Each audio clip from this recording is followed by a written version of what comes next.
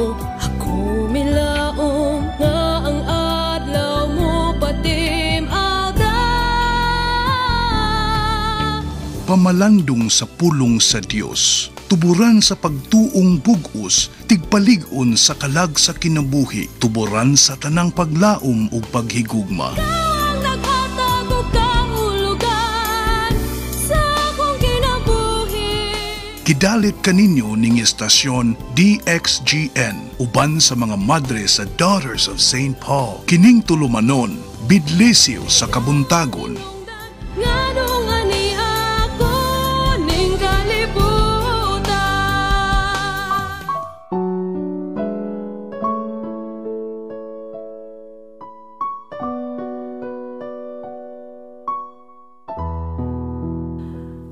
Nagasangpit ako kanimo o Diyos, kay patalinghugan mo man ako. Maayong buntag kanatong tanan mga kaigsuunan.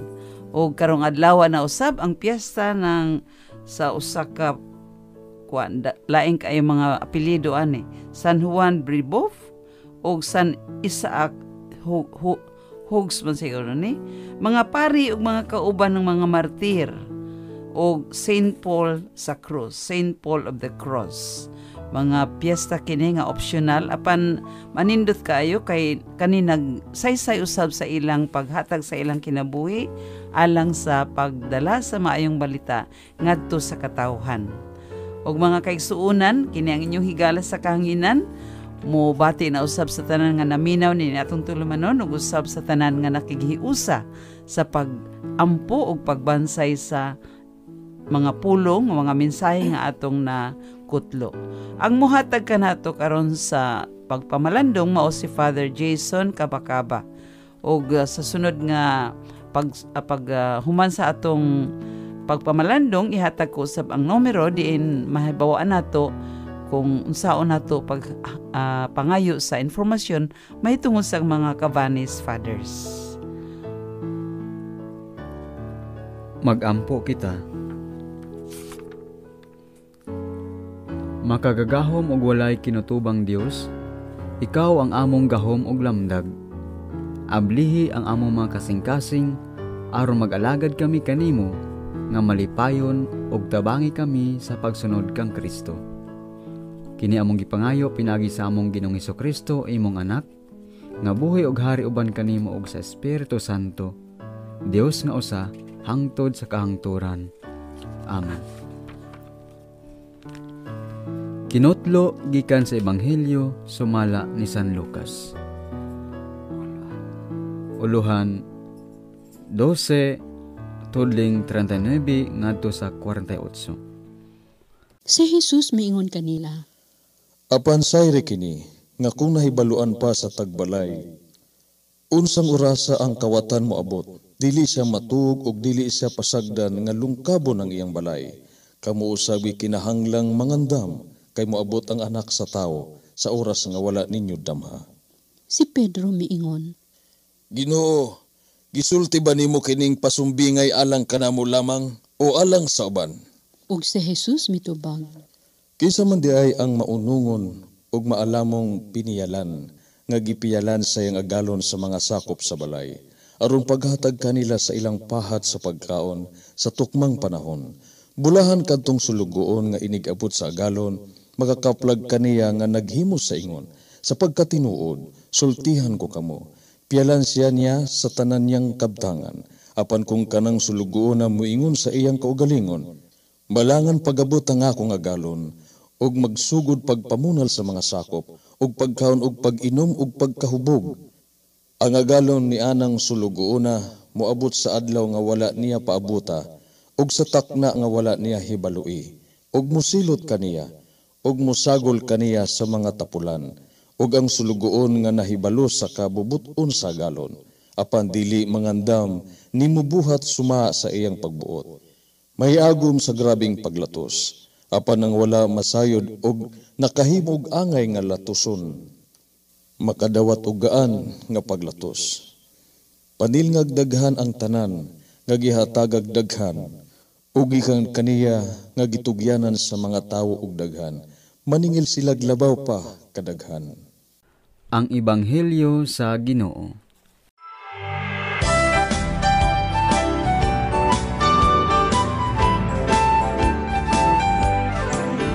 Nagsaad ang Ginoo nga mo balik siya, musidlak sa silangan ug kasadpan. Tigo mo niyata ng mga matarong, pagbanhawon ang tuwa sa lubong. Ug ang buhing paglayo sa itaas, sa pagtagpo sa Ginoo Jesus. Pagkatahong palanong bisting puti, na magpuyong sa himaya. Ang pinili sa gilid iyang nagpasigo, dito sa iyang uloy. Siyang sugat sa ngatan ng dito sa iyang ginharian. Ang Ginoo nag-ingon nga mo balik siya, aron sa pagtigom sa mga balaan. Sa usa ka pagpilok puhi aligan, sigon sa asoy sa kasulatan.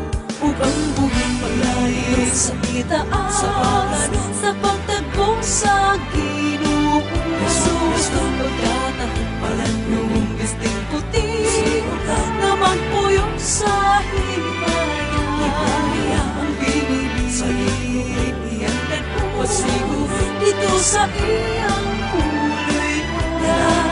Siyang sugat sa ngatan ng bala, dito sa iyang ginharian. Matuod mga tagna atong nakita, ug wala nila inyang paanhiun. Sa mga Isaak mitagpo kang Rebecca, ingunin ni ang kahintang. Ug ang buhing paglayo sa itaas, sa pagtagpo sa Ginoo Jesus. Pagkatahong palanong bisting puti, na magpuyong sa himaya. Ang pinili sa gilid iyang nagpasigo, dito sa iyang uloy. Siyang sugat sa ngatan ng bala, dito sa iyang ginharian. Sama sa kawatan ang pag-anhi niya, huway mahibalo kung unsang orasan. Magbantay baya kay mahikalitan ka, ang panahon niya haduol na. Ug ang buhing paglayo sa itaas, sa pagtagpo sa Ginoo Jesus. Pagkatahong palanong bisting puti, na magpuyong sa himaya. Ang pinili sa gilid iyang nagpasigo, dito sa iyang uloy. Siyang sugat sa ngatan ng bala, dito sa iyang ginharian. Siyang sugat sa ngatan ng, dito sa iyang ginharian.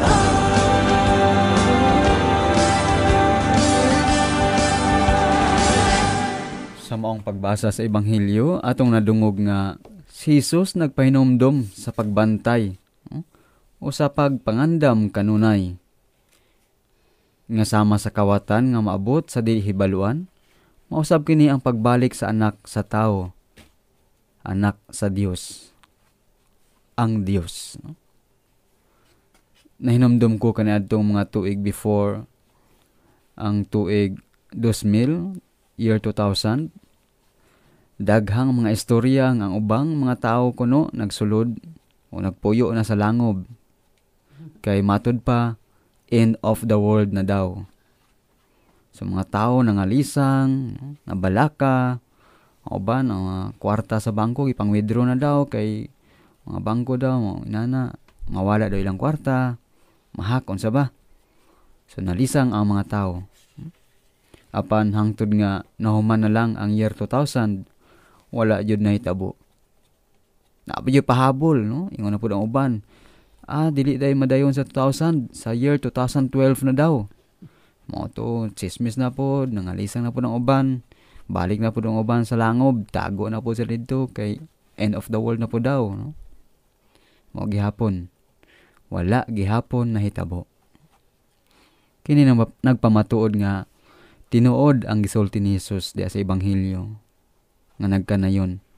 Walay nasayod kanus-a moabot kadtong adlaw o taknaa. Bisan ang mga anghel, bisan pagani ang anak. Ang amahan lamang maoy nasayod kanus-a mo balik. Busa mangandam kita. Mangandam kita tungod kay wala. Si bisan kinsa kanato wala nasayod kanus-a moabot. Mobalik ang amahan. Mobalik ang Dios. Pangutana. Unsang paagi arong kita maandam? Unang pamaagi akong ikasugyot mao nga pinagi sa pag-ampo kanunay. Pag-ampo nga makanunayon sama sa dili pagkinabuhi. Sama nga magkinabuhi kita tungod kay kita mo ginhawa, no? Kung dili kita mo ginhawa, dili ta mabuhi. Mausab ka na ang atong pag-ampo sa kinabuhi. Nga unta dili kita mabuhi kung dili mag-ampo. Magmainampuon sa kanunay. Ikaduhang pagpamaagi sa pagpangandam, akong ikasugyot mao ang pagsimba, no? O pagdawat sa pagkalawat o sa Eucharistia. Kay diya sa pagkalawat, atong nadawat si Kristo nga mao ang pan sa kinabuhi. Mao ang pan sa kinabuhi. Usbong ko. Ug ay katulong pagpangandam o katapusan, mao ang pagpanghatag sa mga kabos o pagtabang sa mga kabos. Pagtabang ni adtong mga nanginahanglan. Si Jesus miingon sa usa ka sambingay nga nagkanayon. Gigutom ako ug inyo akong gipakaon. Giuhaw ako ug inyo akong gipainom. Wala ako sanina ug inyo akong gibistihan. Nagmasakiton ako ug inyo akong giatiman. Unya mitubag ang mga tao. Ginoo, kanus-a ka man namo gipakaon, kanus-a man kanamo gipainom, gipabistihan. Ang Dios mitubag. Say gayon nga inyo kadtong gihimo sa labing ubos nga igsuon, inyo kadtong gihimo o gibuhat kanako. Busa ari kamo sa akong tuo. Ari kamo sa gingarian sa Dios, gingarian sa langit. Og sa pagbadayon sa ebanghelyo, misulti na usab siya sa usa ka sambingay may tungod sa duha ka klase nga mga sulugoon. Ang usa iyang gitawag og buutan og maalamon. Siya kadtong sulugoon nga midumala sa husto ug nagtuman sa sugo sa galon. Sa laing bahin, ang usa ka sulugoon gitawag nga ligoy ug masinupakon sa mga sugo. Nagpamunal sa kauban niyang mga sulugoon, nagpalabig inom og paghubog-hubog samtang wala ang iyang agalon. Og sa pag-abot sa agalon, sigurado yun nga silutan siya. Ang maong ebanghelyo nagpahinumdum kanato sa pagpangandam samtang kita naghulat. Kanus ang mabalik ang anak sa Dios.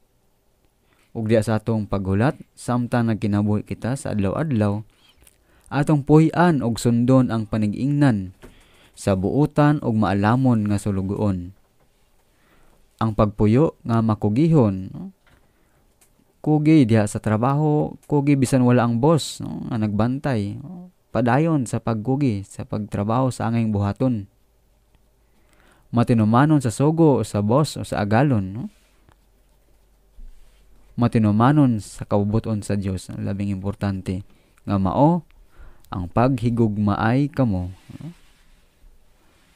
Pag pinasay luay kamo, ayaw paghukom. Osbon ko ang pagtuman sa kabuton sa Dios isip atong pagpangandam nga atong tumanon ang iyang gingon. Paghigugmaay kamo, pag pinasayloay kamo, ayaw paghukom. Pamalandong. Nagmatinud-anon ba ako sa mga sugo kanako? Ako bang gituman ang mga sugo o tahas dili alang sa akong kahimayaan, kundi dili alang sa kahimayaan sa Dios? Mag-ampo kita. Mag-ampo kita sa Dios Amahan, na naghatag kanato sa iyang nanghingapin nga panalangin. Sa matag pangamuyo kita muingon. Andama kami Ginoo. alang sa mga kaparian nga makaplagan unta sila sa Dios nga, nga mga buutan ug maalamon nga sulugoon, matinumanon sa iyang kabubuton. Magampo kita sa Ginoo. Andama kami, Ginoo.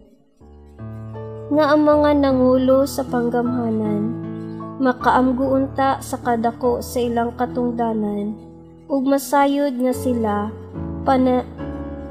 paninlan gayud sa katapusan. Magampo kita sa Ginoo. Andama kami, Ginoo. Nga ang mga kabatan-unan, dili unta mapatuyang sa mga kahilayan, kundili sa ilang kaugmaon, aron sila mga makaandam. Magampo kita sa Ginoo. Andama kami, Ginoo. Nga ang mga magtutuong nangamatay, makaplagan unta sa Dios, nga takos ug angayang itugyan sa iyang gingharian. Magampo kita sa Ginoo. Andama kami, Ginoo. Langit nung Amahan, andama kami kanunay, sa paghatag kanimog husay, isip mga sulugoon, nga nagbuhat sa angayng buhaton, pinaagi ni Kristo nga among Ginoo. Amen. Mga kaigsuunan, daghang salamat sa inyong pagpaminaw na usab ni nga atong bidlisiw sa kabuntagon. O sa akong gisaad, ni atong miaging adlaw, ang number nga gusto ninyo, kung mangayo kayo mo informasyon may tungod sa Cabanis Fathers, tawag lang o text lang 0921740876. Aron mahatagan gayud kamo sa maanin nga informasyon may tungod sa mga pari sa Cabanis. So mga kaigsuunan, uban sa ako mga kaubanan nga si Father Jason Karong Buntaga, usab si Arvin Borla, usab si Rose Caballero, uban sa atong technical engineer ning atong istasyon DXGN nga si June. Magpasalamat kami og dako sa inyong pagpaminaw. Malipayong adlaw sa Miyerkules.